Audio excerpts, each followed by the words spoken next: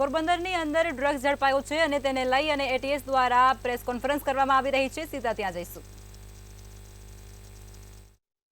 દરિયામાં રહ્યા અને આ 25 અને 26ની રાત પાકિસ્તાનની આ ફિશિંગ બોટ અલ રઝાને આ લોકોએ સક્સેસફુલી આઈડેન્ટિફાઈ કરી. 25-26ની રાત જે હતી એ ફૂલ મૂનની રાત હતી. એટલે આ પ્રકારની ઓપરેશન કરવામાં થોડીક તકલીફ પડતી હોય છે, પરંતુ ઇન્ડિયન કોસ્ટગાર્ડના અધિકારીઓ સાથે આ લોકોની સાથ અને સહયોગથી એટીએસના જાબાજ અધિકારીઓએ એમની જે રાજરતન વ્હીકલ છે, જે વેસલ છે, એ વેસલથી ઉતરી એક નાની વેસલમાં જઈ અને પાકિસ્તાની ફિશિંગ બોટને આ લોકોએ ચેલેન્જ કરી. પાકિસ્તાની ફિશિંગ બોટમાં જે લોકો હતા એ લોકોને ખબર પડી, જેથી એ લોકો પાસે જે કન્સાઇનમેન્ટ હતી એ તાત્કાલિક સમુદ્રમાં ફેંકવાનું ચાલુ કર્યું. ના છૂટકે આપણા જે અધિકારીઓ છે ઇન્ડિયન કોસ્ટગાર્ડના અને એટીએસના, એ લોકો પાકિસ્તાની ફિશિંગ બોટ પાસે પહોંચ્યા અને ખૂબ બહાદુરીથી પાકિસ્તાની ફિશિંગ બોટ સુધી પહોંચીને ઇન્ડિયન કોસ્ટગાર્ડના એક અધિકારીને ફાયરિંગ કરવાની ફરજ પડી. અને એ ફાયરિંગ કર્યા પછી પાકિસ્તાની ફિશિંગ બોટ અલ રઝાના જે લોકો છે એ લોકો સરેન્ડર થયા અને આપણા અધિકારીઓ અને આઈસીજીના અધિકારીઓ પાકિસ્તાની ફિશિંગ બોટમાં પહોંચ્યા. આ સમગ્ર ઘટના દરમિયાન એટીએસના મુખ્ય અધિકારીઓ સાથે સંપર્કમાં આ ટીમ હતી, એટલે બીજી ટીમ એટીએસની પણ રવાના થઈ અને એ ટીમમાં police inspector Manal Shah, police sub inspector DB Rathod, મહિલા police sub inspector Rupal Rathod અને એસઓજી પોરબંદરના એએસઆઈ મહેબૂબ ખાન, એ લોકો બીજી ટીમ તરીકે ત્યાં રવાના થયા.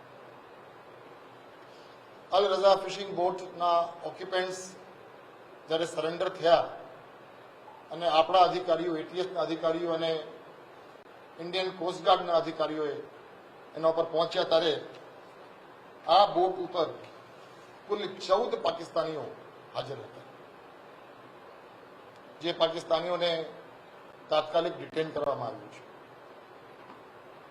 આ જે 14 લોકો હતા એ પૈકી પાકિસ્તાની ફિશિંગ બોટના master Nasir Hussain son of Azam Khan, number 2 Mohammad Siddiq son of Ahmed Bhatti, number 3 Amir Hussain son of Ghulam Salal son of Ghulam Nabi, number 5 Aman son of Ghulam Nabi, પછી number 6 Badal Khan son of Amir, number 7 Abdul Rashid son of Jabri, number 8 Lal Bakhsh son of Ali Murad, number 9 याकर Khan, number 10 Qadir Bakhsh son of Ali Murad, number 11 Abdul Samad son of Hussain, number 12 M Hakim son of Musa, number 13 Noor Mohammad उर्फे नूरो और number 14 Mohammad Khan son of Hussain, तमाम रहवासी बलोचिस्तान पाकिस्तान, ये लोग ત્યાં હાજર મળ્યા. નિયમ મુજબ સર્ચ અને સીઝરની પ્રક્રિયા ચાલુ થઈ આ પાકિસ્તાની બોટમાં, અને સર્ચ એન્ડ સીઝર દરમિયાન આ પાકિસ્તાની બોટમાંથી કુલ 78 પેકેટ્સ આપણને મળી આવ્યું, જેનો કુલ વજન 86 કેજી થાય છે. જેની પ્રાથમિક તપાસ જે થઈ છે એટલે આ 86 કેજીની જે કન્સાઇનમેન્ટ છે એ કન્સાઇનમેન્ટ હિરોઈન છે એવું આપણને ફલિત થાય છે પ્રાથમિક દ્રષ્ટિએ, જેની ઇન્ટરનેશનલ માર્કેટમાં કિંમત આશરે 602 કરોડ છે, 602 crores ઇન્ડિયન રૂપીઝ. અગાઉ જે આપણે વાત કરી કે આપણે જ્યારે ચેલેન્જ કર્યા હતા અને ઇન્ડિયન કોસ્ટગાર્ડના અધિકારીને ફાયરિંગ કરવાની ફરજ પડી હતી, એ ફાયરિંગમાં આ પાકિસ્તાની બોટ અલ રઝાના જે માસ્ટર હતા નઝીર હુસૈન, એમના જમણા હાથમાં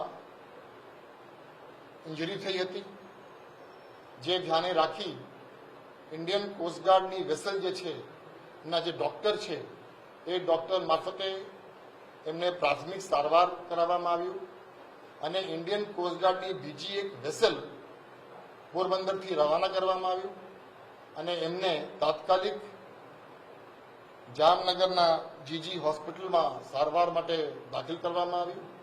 એમનું ઓપરેશન કરવામાં આવ્યું. એની તબિયત હવે સારી છે, સુધારા ઉપર છે. આપણે જે ફિશિંગ બોટ કેપ્ચર કર્યું છે એ હજી હવે પોરબંદર આવવાની તૈયારીમાં છે, કદાચ અત્યારે જસ્ટ પહોંચી ગયા હશે. એ ખૂબ મોટી સફળતા ઇન્ડિયન કોસ્ટગાર્ડના સાથ અને સહયોગથી અને સર્ચ એન્ડ સીઝરમાં અને જે બીજી ટીમ જ્યારે રવાના થઈ ત્યારે આપણે નાર્કોટિક્સ કંટ્રોલ બ્યુરોના અધિકારીઓને પણ ખૂબ સારું સાથ અને સહકાર આપણને મળ્યું છે અને એના કારણે ગુજરાત પોલીસની એન્ટી ટેરરિસ્ટ સ્ક્વોડને આપણી જે નાર્કોટિક્સની લડાઈ છે એમાં ખૂબ મોટી સફળતા આપણને મળી છે. કેમ કે આ સમગ્ર કેસનું ઇન્ટરનેશનલ રેમિફિકેશન્સ છે, એટલે આ કેસની તપાસ નાર્કોટિક્સ કંટ્રોલ બ્યુરોને સોંપવાનું આપણે નિર્ણય કર્યું છે, જે વધુ યોગ્ય રહેશે. એટલે હવે આ તપાસ નાર્કોટિક્સ બ્યુરો કંટ્રોલ બ્યુરો તરફથી આ કાર્યવાહી તપાસની કરવામાં આવશે. આ સમગ્ર ઘટનાક્રમમાં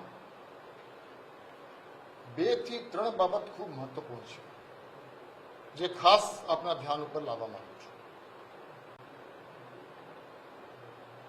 સર્વપ્રથમ કે આ જે કન્સાઇનમેન્ટ હતી, મેં તમને જે વાત કરી 86 કેજી હેરોઇનની, એ કન્સાઇનમેન્ટ ગુજરાત માટે નહોતો.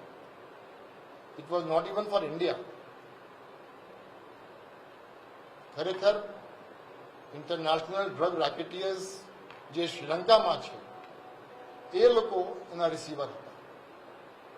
પરંતુ આજે ગુજરાત પોલીસની એન્ટી ટેરરિસ્ટ સ્ક્વોડની આ પ્રકારની કેપેબિલિટી થઈ ગઈ છે કે એમની જે ઇન્ટેલિજન્સ નેટવર્ક છે એ એટલું સ્ટ્રોંગ થઈ ગયું છે કે ફક્ત ઇન્ડિયન વોટર્સનો ઉપયોગ કરનાર ઇન્ટરનેશનલ ડ્રગ રેકેટિયર્સ જેના રિસીવર ઇન્ડિયામાં નથી, જેના રિસીવર બહાર છે, તેમ છતાં આપણી અને એટીએસની ઇન્ફોર્મેશન નેટવર્ક એટલી સ્ટ્રોંગ થઈ ગઈ છે કે આપણને આ ઇનપુટ મળી, જે ખૂબ મોટી બાબત છે.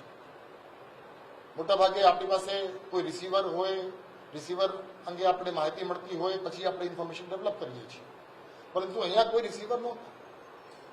તેમ છતાં કે પટેલને આ ઇન્ફોર્મેશન મળી છે એ ખૂબ મોટી બાબત છે અને આ પ્રકારની કેપેબિલિટીઝ ગુજરાત પોલીસની હવે થઈ છે, એન્ટી ટેરરિસ્ટ સ્ક્વોડની થઈ છે, એ ખૂબ સરાહનીય બાબત છે અને એ માટે હું શ્રી કે પટેલ અને એન્ટી ટેરરિસ્ટ સ્ક્વોડના તમામ વરિષ્ઠ અધિકારીઓ કર્મચારીઓને ખૂબ ખૂબ અભિનંદન આપું છું.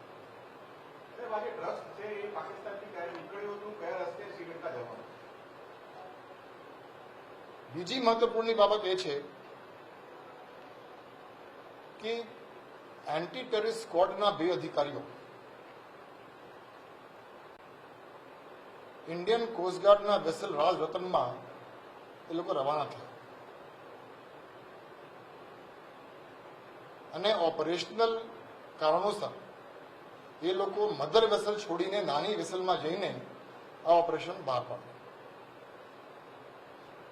એટીએસની આ જાબાઝ અધિકારીની બહાદુરી જે છે એ પણ ખરેખર ખૂબ પ્રશંસનીય છે અને ગુજરાત પોલીસના વડા તરીકે મને આ લોકો ઉપર, ખાસ કરીને આ બંને પોલીસ અધિકારીઓ એટીએસ ઉપર મને ખૂબ ગર્વ છે અને આ આનંદની વાત છે કે આપણે જમીન ઉપર લડાઈ લડવા માટે તો સક્ષમ છીએ, પણ હવે એન્ટી ટેરરિસ્ટ સ્ક્વોડના અધિકારીઓ સમુદ્રમાં પણ કોસ્ટગાર્ડના અધિકારીઓને સાથે રહીને આ પ્રકારનું ઓપરેશન બહાર પાડે છે. આ સમગ્ર ઘટનાક્રમ ઇન્ટર એજન્સી કોઓર્ડિનેશનનો એક સુંદર ઉદાહરણ છે.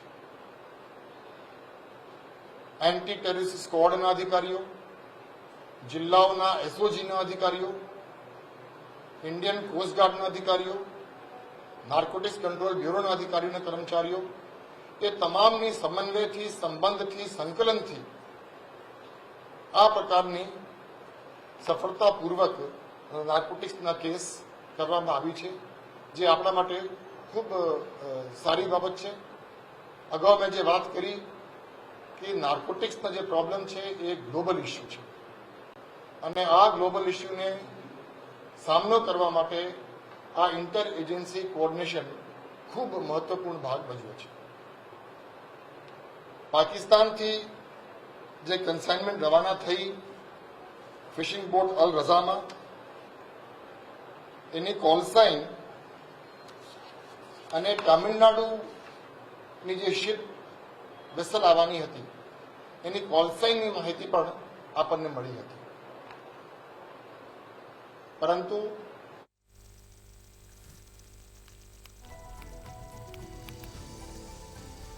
પોરબંદરમાં એટીએસ અને એનસીબી દ્વારા સંયુક્ત ઓપરેશન પાર પાડવામાં આવ્યું છે અને તેને લઈ અને ડીજીપી વિકાસ સહાય દ્વારા માહિતી પૂરી પાડવામાં આવી છે. 3 થી 4 દિવસ સુધી દરિયામાં રહી અને આ ઓપરેશનને પાર પાડવામાં આવ્યું છે. ત્યારે ડીજીપી વિકાસ સહાય દ્વારા આ માહિતી સત્તાવાર રીતે જાહેર કરવામાં આવી છે. અલ રઝા નામની બોટ હતી તે ઝડપાઈ હતી અને તેની અંદરથી 86 કિલો જેટલો ડ્રગ્સ ઝડપી